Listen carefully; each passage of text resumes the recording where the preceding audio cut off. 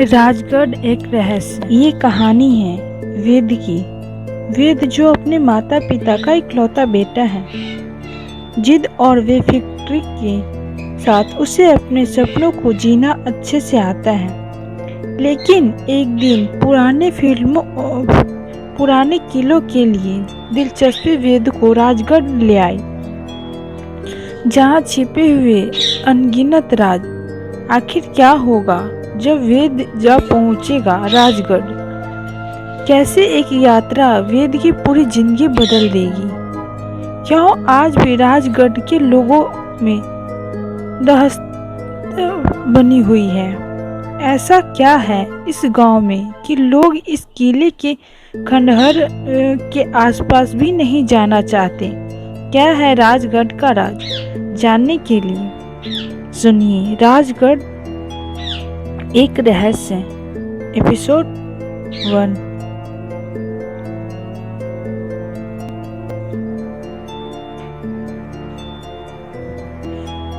राजगढ़ रहस्य एपिसोड 1। जिद या जुनून।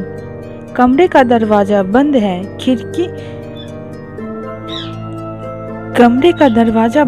खिड़की भी बंद है। घड़ी पर दिन के 1 बजे हैं। वेद अपने स्टडी टेबल पर अपनी डायरी में कुछ लिख रहा था। उसके बिस्तर की हालत से मालूम पड़ता है कि वह अभी उठा है। दरवाजे पर दस्तक होती है। वेद की माता कौशल्या उसे आवाज दे रही है। कौशल्या ने कहा, वेद क्या तुम अभी तक नहीं उठे? लगता है तुम्हारे पिताजी से तुम्हारी शिकायत करनी पड़ेगी। रात भर महाराज फोन पर लगे रहते हैं और दिन भर सोते रहते हैं। वेद कहता है, बस 5 मिनट में आया मम्मी। कुछ कहते हुए वेद अपनी डायरी को बंद करके वहीं टेबल पर रख देता है। वेद अपने कमरे से बाहर निकलकर अपनी माता से कहता है। वेद ने कहा, माँ जल्दी से कुछ खाने को दो, बहुत भूख लगी है। कौशल्या उससे घूर कर देखती है। जाओ पहले नहाकर आओ, तभी खाने को कुछ मिलेगा। वेद नहाने के लिए चला जाता है। इसी बीच कौशल्या उसके कमरे में चली जाती है और कमरे की हालत देखकर वो गुस्से से कहती है, ना जाने ये लड़का कब बड़ा होगा। कौशल्या वेद के बिस्तर को ठीक करने लगती है। कमरे की हालत को ठीक करते करते उसकी नज़र टेबल पर पड़ी डायरी पर पड़ती है। वह उस डायरी को खोलने से पहले ही तो हिचकिचाती है। थोड़ी देर जिज्ञासापूर्ण नजरों से देखने के बाद वह उसे देखने के लिए खोल ही लेती है। डायरी के पहले ही पन्ने पर वेद ने लिखा था, किलों की दीवारें अपने में ही एक राज दफन किए हुए सालों से हमारे बीच मौजूद है। आसमान को छूती हुई इन दीवारों ने ना जाने कितने संकाल देखे, कितनी प्रेम कहानियां देखी और ना जाने कितने षड्यंत्र देखे। कौशल्या आगे पढ़ने वाली ही थी कि वेद उसके हाथों से डायरी छीन लेता है। वेद ने कहा, माँ मैंने आपसे कितनी बार कहा कि बिना पूछे मेरी चीजें मत छुआ करो।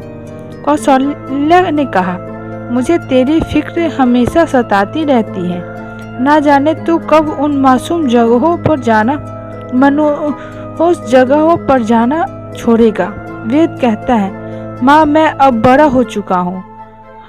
हाँ मैं समझता हूँ कि आपको मेरी चिंता है, पर ये मेरा काम है और उससे ज़्यादा बढ़कर ये है कि मुझे इस काम से प्यार है।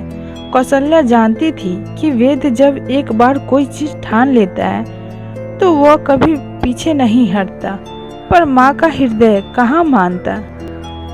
वेद खाना खाकर अपने दोस्तों को फोन करके मिलने के लिए बुलाता है। उसके चारों दोस्त उदय, अविनाश और काशी उसके घर आ जाता है। उदय बोलता है, हाँ भाई क्या बात है? गर्लफ्रेंड फिर छोड़ गए क्या? सब हंसने लगते हैं, पर वेद गंभीर भाव से था।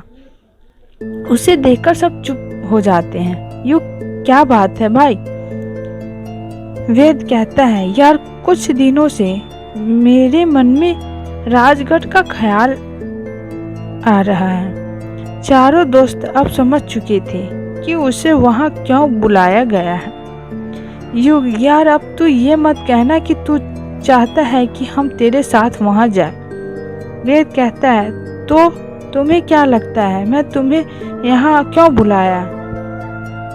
उदय बोलता है, यार तू भूल गया भानगढ़ में हमारे साथ क्या हुआ था। तेरी जिद की वजह से हमने तुझे लगभग खो दिया था। वेद ने कहा, अबे धीरे बोलो, माँ सुन लेगी। काशी ने पूछा, अब ये भानगढ़ क्या है और क्या हुआ था वहाँ? युग कहता है, भानगढ़ इंडिया की टॉप 10 हैंडसम हैंडटेल पैलेस में से एक है। कहते हैं कि वहाँ एक तांत्रिक के शराब से पूरे गांव में अचानक से मौत होने लगी और आज भी वहाँ के गांव वालों की आत्मा भटकती है। काशी डर के मारे कहती है, तो क्या सच में ऐसा कुछ वहाँ है? उदय, भगवान जाने, वह वहाँ गए थे,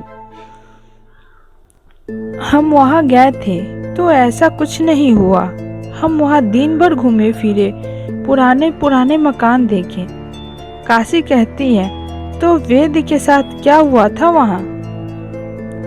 अविनाश बोला, वेद जब भानगढ़ में शूट कर रहा था तो हमने उसे काफी मना किया कि शाम हो चली है तो शूट बंद कर और जल्दी वापसी होटल की तरफ चल, और वो माना ही नहीं। काशी ने पूछा, फिर? अविनाश बोला, फिर क्या? शूट करते करते पुराने मकान के दरवाजे के पत्थर इस पर गिरने ही वाले थे कि वहां से बचकर बाहर निकल आया। वेद ने कहा, वो केवल एक संयोग था। वेद को आश्चर्य भरी नजरों से देखते हुए काशी ने पूछा, अपने 5 मिलियन सब्सक्राइबर के लिए क्या तुम अपनी जान दांव पे लगा दोगे? वेद थोड़ी देर चुप रहा, फिर सबकी तरफ देखता है और फिर कहता है, वेद ने कहा, बात लाइक और व्यूज की नहीं है। तुम्हें पता है जब मैं ऐसी जगहों पर होता हूँ तो मुझे कैसा लगता है? महलों की दीवारें, उन पर की गई कलाकृतियां को हाथों से छूकर महसूस करना, राजा रानियों के कक्ष में खड़े रखकर उनके मनोभाव को समझना, वो जगह देखना जहां उनका बचपन बीता, आखिरी सांस ली, ये सब मुझे अच्छा लगता है। और जब मुझे किसी जगह के बारे में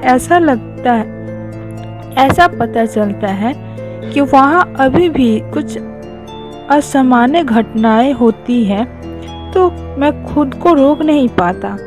सब वेद को मुख्य दर्शक बनकर देख रहे थे। वेद की आंखों में वो जुनून देख पा रहे थे। काशी ने पूछा, राजगढ़ में ऐसा क्या खास है जो तुम वहां जाना चाहते हो? वेद मानो जैसे इसी सवाल का इंतजार कर रहा था। उसकी आंखें उत्सुकता से चमकने लगी, मानो वो इंतजार कर रहा हो उसे राजगढ़ के बारे में बताने के लिए। वेद ने कहा, राजगढ़ उत्तराखंड में यमुना घाटी में स्थित एक जगह है जो कभी किसी समय धान्य से संपन्न थी, पर ना जाने वहाँ ऐसा क्या हुआ कि हजारों की संख्या वाला गांव में केवल कुछ गिने चुने परिवार रह गए। सुना है वहाँ आज भी राजा की आत्मा भटकती है। गांव के लोग आज भी उनके मृत्यु वाले दिन घर से बाहर नहीं निकलते। कहते हैं कि राजा अपने घोड़े पर सवार पूरे गांव के चक्कर लगाते हैं। रास्ते में कोई दिख जाए तो उसकी उसी समय मृत्यु हो जाती है। युग तो अब वहां जाना चाहता है। वेद ने कहा, हाँ, और वैसे भी हम लोग ट्रिप प्लान कर रहे थे। अपनी छुट्टियों के लिए, और उत्तराखंड से अच्छी जगह और हो ही क्या सकती है। वेद के दोस्त जानते थे कि वेद उत्तराखंड जाकर ही मानेगा, और उसके शहर दिल्ली से तो उत्तराखंड पास ही था, तो मान गए। दोस्तों ने आपस में कुछ फुसफुसाहट की और कहा, हम एक शर्त पर ही उत्तराखंड चलेंगे। पहली शर्त कि हम पहले टूरिस्ट प्लेस घूमेंगे, उसके बाद ही राजगढ़ जाएंगे, और अगर हमें कुछ अजीबो-गरीबो चीज़ें महसूस होती है तो हम वहाँ उसी दिन वापसी निकल जाएंगे, वरना हम अपने ट्रिप के लिए दूसरी जगह ढूंढते हैं। वेद उनकी शर्त मान जाता है। आगे इस कहानी में क्या होता है जानने के लिए सुनिए। राजगढ़